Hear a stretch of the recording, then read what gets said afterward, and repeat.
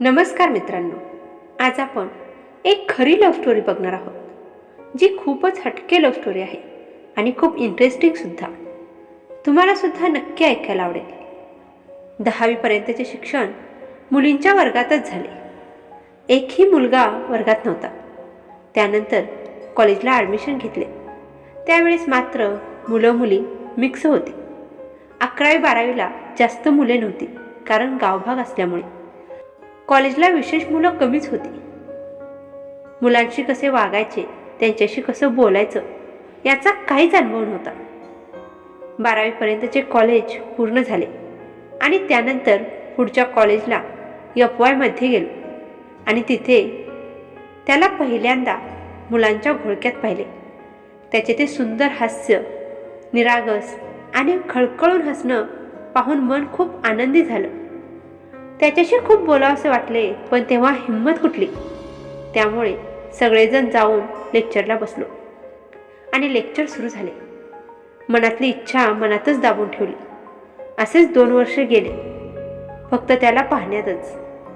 त्यानंतर वार्षिकच्या शेवटच्या वर्षी त्याच्याशी बोलण्याचा योग आला आणि शेवटचा पेपर झाला आणि मी त्याला धाडस करून विचारलं, हाय, कसा गेला तुला पेपर? मला मानसशास्त्राचा पेपर खूप अवघड गेला गट्ट्यातून. सुट्टीमध्ये काय करायचं ठरवले आहेस? तो म्हणतो, खास काय नाही, बघूया, मला जायचं आहे, बाय बाय, असं म्हणून तो निघून गेला. मनात नसताना सुद्धा बाय करावे लागले आणि महिनाभर एकमेकांशी न बोलता दूर राहावे लागले, कारण दोघांच्याकडे पण मोबाईल नव्हता. त्यामुळे दोघांचा संपर्क नाही झाला. सुट्टी संपली आणि तो कॉलेजचा पहिला दिवस. तो कुठे दिसतो का हे मी पाहत होते आणि गेटवरच थांबले. तेव्हा समोरून तो गाडी घेऊन आला आणि एक छोटीशी स्माईल दिला. मी या आनंदातच होतो तोपर्यंत त्याने गाडी लावली आणि येऊन म्हणाला, काय चाललंय ग, काय करतेस? काही नाही, कोणी ओळखीचे दिसते का हे बघत होते. बरं चल, लेक्चर चालू झाले असतील, असं मी म्हटले आणि आम्ही दोघं पण लेक्चर अटेंड केले. संभाषणाला सुरुवात पहिल्यांदा त्याने केले होते आणि तो खूप सुंदर बोलत होता. त्याचं बोलणं आणि त्याची बोलण्याची पद्धत ऐकून असं वाटत होतं की त्याचेच बोलणे ऐकावे. हळूहळू आमच्यात मैत्री वाढत गेली. मी इतर मुलांशी सुद्धा बिनधास्त बोलू लागले. बऱ्याच वेळा मी लायब्ररीमध्ये जाऊन पुस्तक वाचत बसायचे.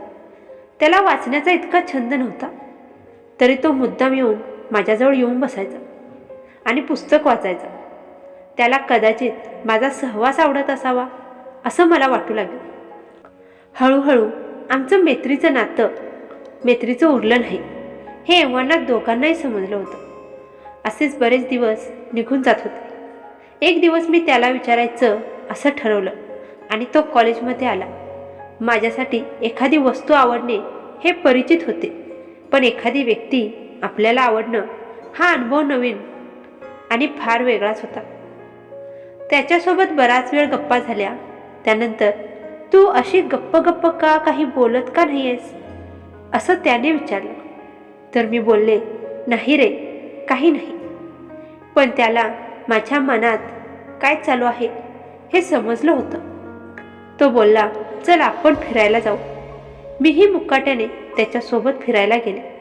आम्ही दोघं फिरत अशा ठिकाणी गेलो की त्याने मला विचारलं, तू काहीतरी बोलणार होतीस ना? त्याला काय म्हणायचं आहे हे मला समजलं आणि मी दीर्घ श्वास घेतला आणि बोलले की तू मला आवडतोस. त्यावर त्याचं काय म्हणून आश्चर्यकारक उत्तर आलं. मी बोलले, रेडिओ एकदाच बोलतो, परत नाही. चल, मला कॉलेजला जायचं आहे.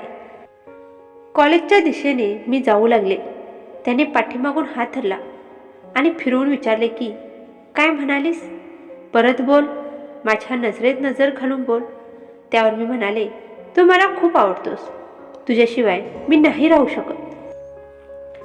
त्यावर त्याचं काय उत्तर आलं नाही.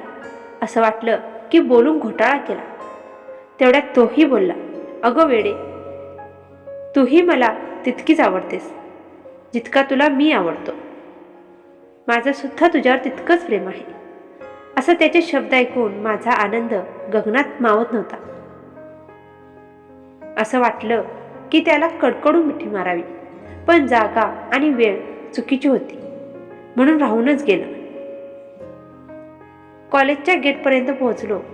ती 6-7 मिनिटं माझ्या मनात आनंदाच्या उकळ्या फुटत होत्या. आता मी बिनधास्त बोलत होतो. न सांगता बऱ्याच गोष्टी समजू लागल्या होत्या. कॉलेज दुपारी 2ला सुटायचं, पण 5 वाजेपर्यंत आम्ही तिथेच गप्पा मारत बसायचो. घरी पोचल्यावर एकमेकांना घरच्या फोनवर मिस कॉल मारणं, मी घरी पोचलो म्हणून. त्यानंतर कॅन्टीनमध्ये बराच वेळ गप्पा मारत बसणार, अशा बऱ्याचशाच गोष्टी काही दिवस आमच्या चालू राहिल्या. आजकाल मी सायकल आणायची सुद्धा बंद केली होती, कारण त्याच्याच गाडीवरून घरी जात होते.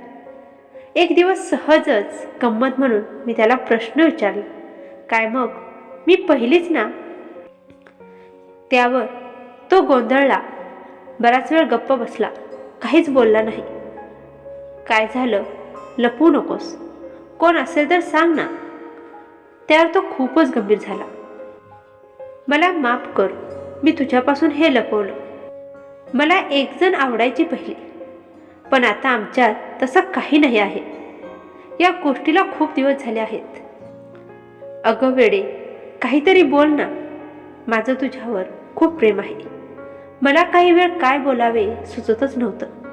सहजच म्हणून मी त्याला प्रश्न विचारले आणि तो माझ्या प्रत्येक प्रश्नांची उत्तरं देत गेला. जणू काही त्याला माहीत होतं की मी त्याला प्रश्न विचारणार आहे. त्याचे प्रत्येक उत्तर कानातून जात असताना मला खूप वेदना होत होत्या.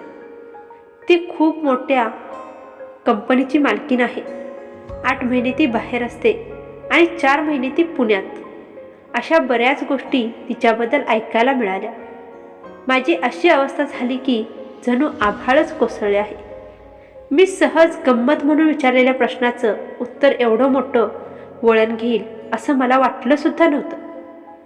मी तडकाफडके माझी बॅग घेतली आणि तिथून निघून गेले. 2-3 दिवस आमच्यात काहीच संपर्क झाला नाही. त्याने सुद्धा एक फोन केला नाही. याबद्दल मी माझ्या मित्राशी बोलले. तो आमच्या दोघांचा सुद्धा कॉमन मित्र होता. तो म्हणाला, अगं वेडे, तुला खरंच आवडतो का?